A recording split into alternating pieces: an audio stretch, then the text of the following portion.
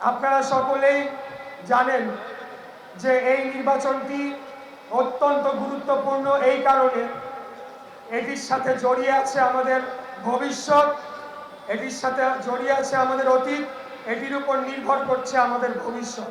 মাদক, সন্ত্রাস, চাঁদাবাজ সহ অস্ত্রধারী যে কোনো সন্ত্রাসীদের বিরুদ্ধে জিরো টলারেন্স নীতি আমরা গ্রহণ করেছি এবং আপনাদেরকে সাথে নিয়ে আগামী দিনে সেটি বাস্তবায়ন করবো ইনশাআল্লাহ। বেশ কিছুদিন যাবৎ আমরা লক্ষ্য করে আসছি আমাদের প্রতিদ্বন্দ্বী রাজনৈতিক দল আমাদের নারী সমাজের প্রতি কি রকম অবমাননাকর হেয় প্রতিপন্ন করে অপমানজনক বক্তব্য দিয়ে আসছে।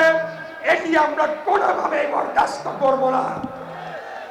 তাদের ইতিহাস আমরা জানি, তারা এখন যাই বলুক 1971 সালে মা বোনেদের প্রতি তাদের কি আচরণ ছিল সেটা বাংলাদেশের মানুষ কোনোদিন বলবে না।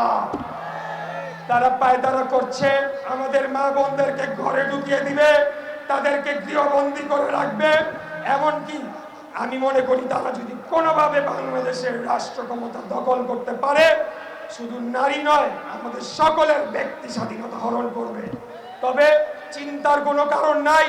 আপনারা দেখেছেন সারা দেশে বাংলাদেশে ধানের শীষের পক্ষে যে জোয়ার উঠেছে, আমাদের নেতা দেশনায়ক তারেক রহমান বাংলাদেশের যে প্রান্তে যাচ্ছেন, মাইলের পর মাইল হাজার হাজার মানুষ দিন রাত 24 ঘন্টা এক নজর ওনাকে দেখার জন্য দাঁড়িয়ে থেকেছে।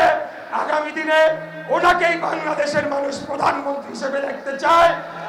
আমি বিশ্বাস করি আগামী 12ই ফেব্রুয়ারি সারা বাংলাদেশে তাদের শীষের পক্ষে বিপুল ভোটে জয়লাভ করে আমরা সরকার গঠন করবো ইনশাআল্লাহ। আমরা আমাদের মা বোনদেরকে বলবো, আপনারা অবশ্যই আগামী 12ই ফেব্রুয়ারি আপনারা ভোট কেন্দ্রে যাবেন, আপনাদের ভোটের অধিকার প্রয়োগ করবেন। আমাদের হিন্দু ধর্মাবলম্বী ভাই ও বোনেরা যারা রয়েছেন আপনাদেরকে বলবো, অবশ্যই আপনারা আগামী 12 তারিখ আপনারা ভোট কেন্দ্রে যে আপনাদের মূল্যবান ভোটটি প্রদান করবেন। আপনাদেরকে আর নতুন করে বোঝানোর কিছু নাই।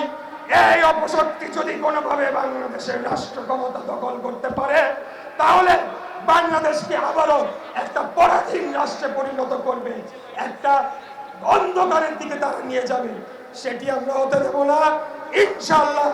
আমরা শহীদ রাষ্ট্রপতি জিয়াউর রহমানের দল করি, স্বাধীনতার ঘোষকের দল করি, একজন সেক্টর কমান্ডারের দল করি। প্রয়োজনে আমরা এদের বিরুদ্ধে আবারও যদি যুদ্ধ ঘোষণা করতে হয় যুদ্ধ ঘোষণা করব, কিন্তু বাংলাদেশকে যেভাবে ভারতের হাতে তুলে দেওয়া হয় নাই, একইভাবে পাকিস্তানের হাতে তুলে দেওয়া হবে না। দিল্লি নয়, পিন্ডি নয়, নয় অন্য কোনো দেশ, সবার আগে বাংলাদেশ।